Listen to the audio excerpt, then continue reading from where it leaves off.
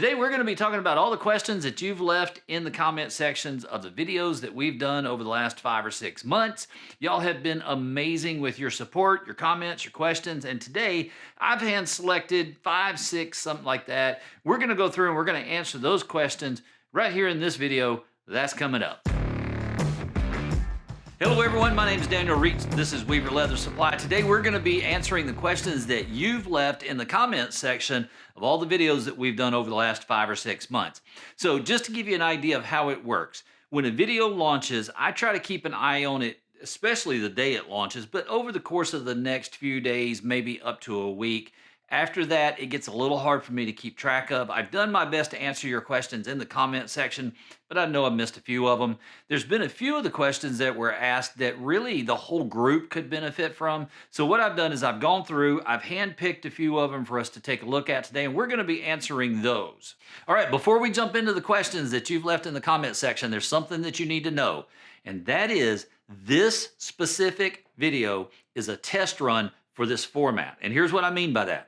Obviously, me sitting in front of the camera and talking to you, answering questions that you've left in the comment section of all the different videos, that's a brand new format that we've never done before. And the truth is, we're not really sure if you want to see more of that. So what we're going to do is we're going to watch the likes and the comments on the video. So if this is something you enjoy and you want to see more of, do us a favor and click the like button. That tells us that, yeah, we need to incorporate this format into the schedule and we can do more of this.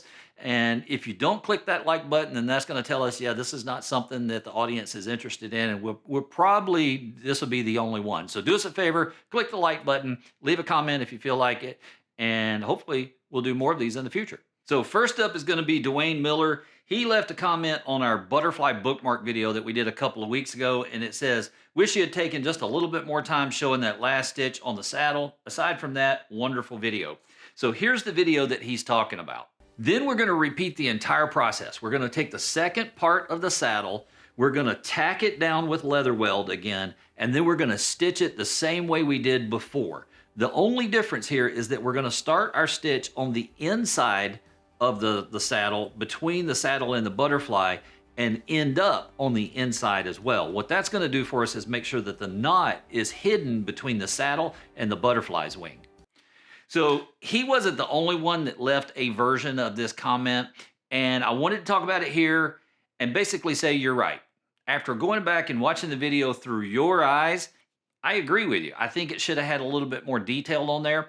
I'd been planning on doing a second version of that project anyway in May, so we're going to use that video to really address this question. So coming up this month, we have a daisy bookmark that we're going to be doing. We're going to use the exact same technique where we create that little saddle so it sits on the corner of the page, and we're going to go into a lot more detail on how to make that saddle. It's super simple, but I'll make sure that we get plenty of B-roll so you get a good look at it. And we'll talk about in detail how to really create those stitches so it really solves that problem for you. But I agree, should have had more detail in it. I'll make sure we take care of that in the future. So next up we have Paul Thompson. Paul left a comment on our Four Feathers belt project. If you're unfamiliar with that, here's about 10-15 seconds of that. Now his comment is actually a question. It says, what did you put on the back? I've been unable to hear what you said. We used this on this project and one or two other ones, and I always use the abbreviated version of the name, and I call it gumtrag. That's what a lot of people who are familiar with it will call it. Gumtrag is just short for gum tragacanth. Tragacanth is kind of a mouthful. But the truth is I shouldn't have assumed that everybody was familiar with that term. Going forward, I will make sure that if we use any terms like that, that there's a graphic on the screen that explains what I'm talking about. But it's just gumtrag. And gumtrag is a slicking agent. You can use it on the edges of your project and on the back. I tend to use gumtrag on the back of my projects to slick and finish the back of things. And I use tokenol on the edges. And the reason I do that, I kind of feel like gumtrag stretches further, and I feel like it's more affordable than tokenol. Tokenol's not expensive by any stretch of the imagination. It's just that gumtrag's more common. It's almost the more economy way to do it. It works fantastic, but I'm going to use tokenol on the edges, and I'm going to use gumtrag on the back of things to slick them out. You can interchange them however you feel comfortable. That's just the way I happen to do it. So next up, we have Peter Van Hoosteen. He left a comment on our Four Feathers belt that we did a little while back. He said, you make cutting in the swivel knife look so easy. It's not. One of the things I struggle with is to get the lines neat and accurate. Love the amount of information you managed to get over to us. Peter, thank you for the feedback. I'm happy that you're getting a lot of value out of it. I really do try to put as much information into each video as I can while still making it the amount that you can absorb and putting it into a video length that's watchable. And hopefully this particular video is really showing that I listen to the comments that people put in the comment section below the videos, and that really does guide and dictate not only the content, but some aspects of the format coming up. Those really are valuable for me. So to everybody out there who's leaving comments, keep doing that. It really does help. I do take it seriously, and any positive, constructive, polite feedback that's in the comments, I take very seriously. So thank you for that. As far as mastering the swivel knife, there's a few things that I would suggest to you to do. The first thing is to grab a scrap piece of leather and your swivel knife and try to mess it up. The leather, not your swivel knife. So what I want you to do is start out with the leather too dry. And we're going to go in and we're going to try to do, we're going to try to cut with it. We're going to try to do all the different things that you might practice, but do it on leather that's too dry. And then I want you to case it correctly. And then I want you to go in and try to do all the different cuts that we show you in those practice videos, and I'll link it in the description. But I want you to intentionally try to do them wrong. And what I mean by that is I want you to cut too light. I want you to cut too deep. I want you to tip the swivel knife one side or the other. I want you to sit it flat. Every way that you can manage to mess up the cut without hurting your swivel knife or the blade, I want you to do that. And then once you're done with all that, I want you to get the leather too wet and then do it all again.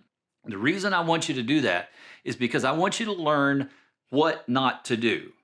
What causes those mistakes? And Peter, you may already be aware of those, but there's a lot of people out there who may not be. So I would prefer that you learn what not to do on a scrap piece of leather than on a project.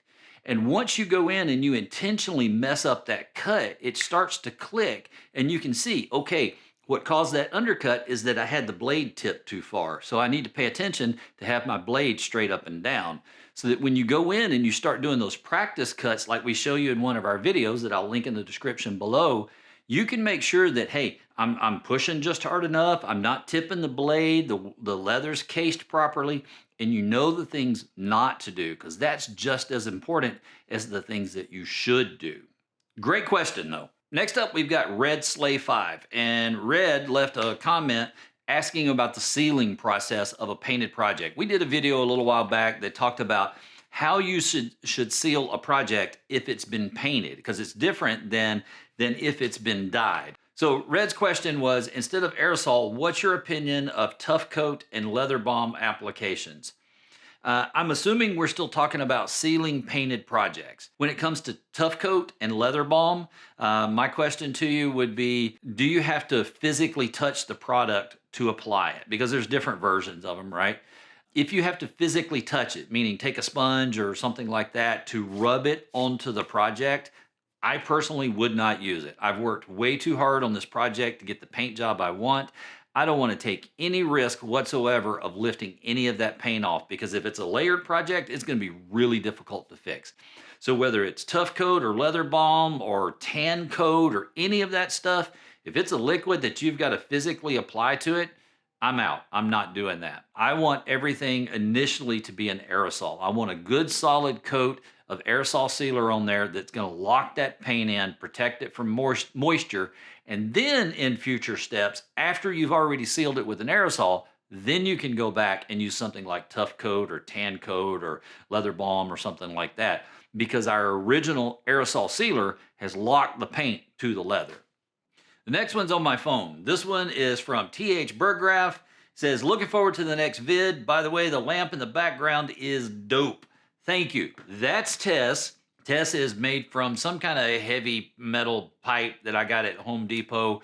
The little dial on her back is a water spigot. That acts as a dimmer, turns the light up and down. And Tess is expensive.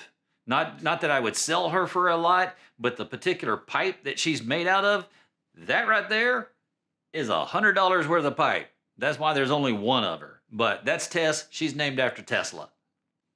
So next up is Mike Stoning. Mike left a comment on our video that we did talking about how to seal a painted project. And if you're not familiar with it, this is it.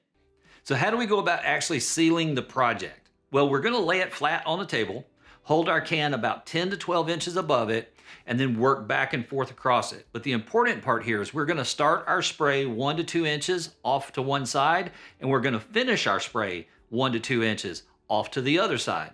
It's really important that we don't start and stop our spray on the project. Then from there, we're just going to work back and forth across it from different angles. First time might be right to left, second time might be top to bottom, third time might be diagonal. What this is going to do for us is make sure that we don't end up with bare spots and stripes in our sealer.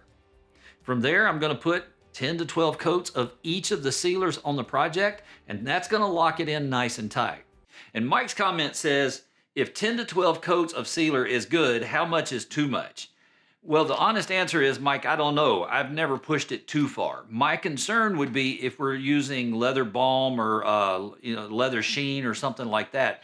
They have a waxy base to them. Well, if we're putting it on something that can flex, you might start getting some cracking if you put too much on there. But I always try to use leather sheen first because of that wax base. It offers a lot of protection from the elements and moisture and that kind of thing.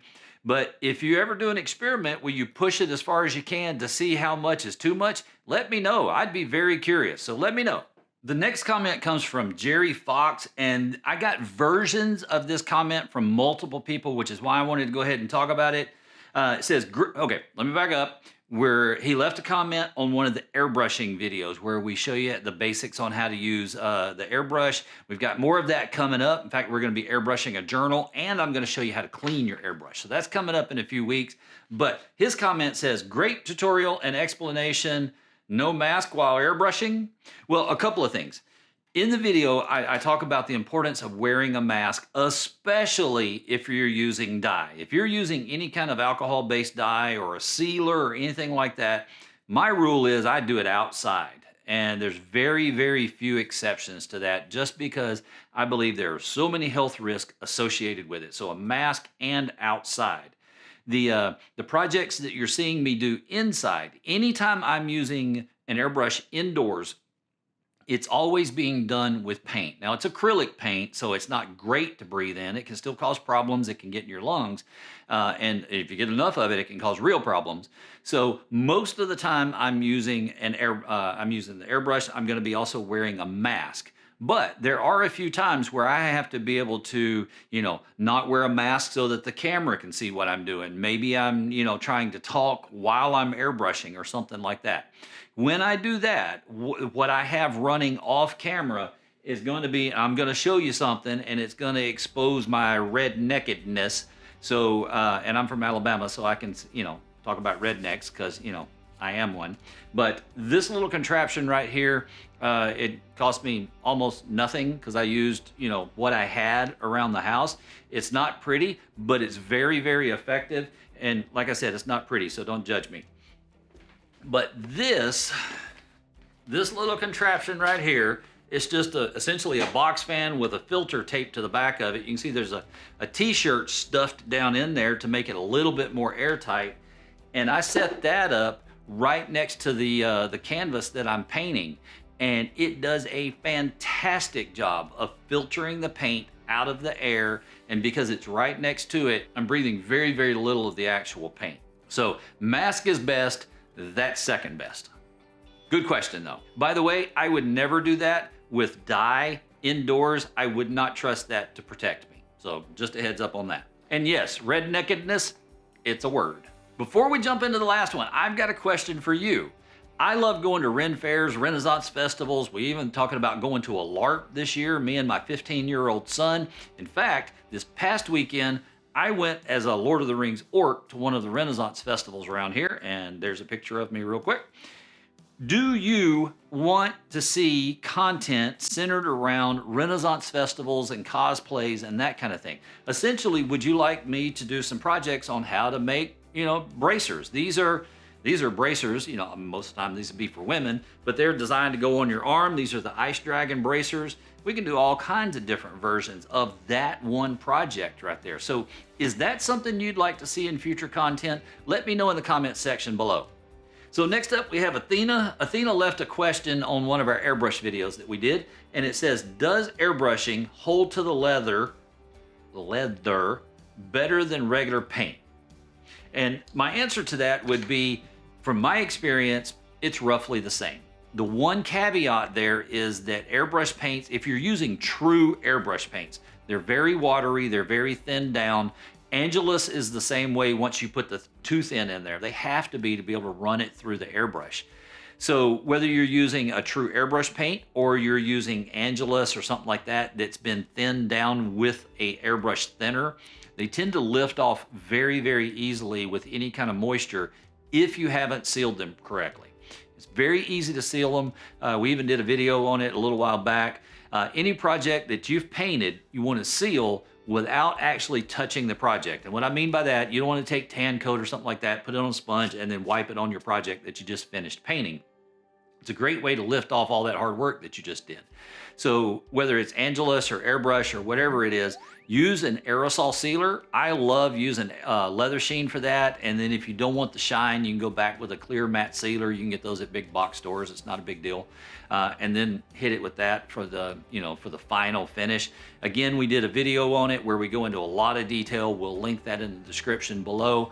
But the short answer to it is, whether we're talking about airbrush paints or Angelus paints or Angelus that's been thinned down so you can run it through an airbrush, they tend to hold about the same. I haven't seen any flaking, I haven't seen any cracking, I haven't seen any of those issues. It's about the same. So that's gonna do it for this video. I will see you in next week's video. In the meantime, go make something amazing.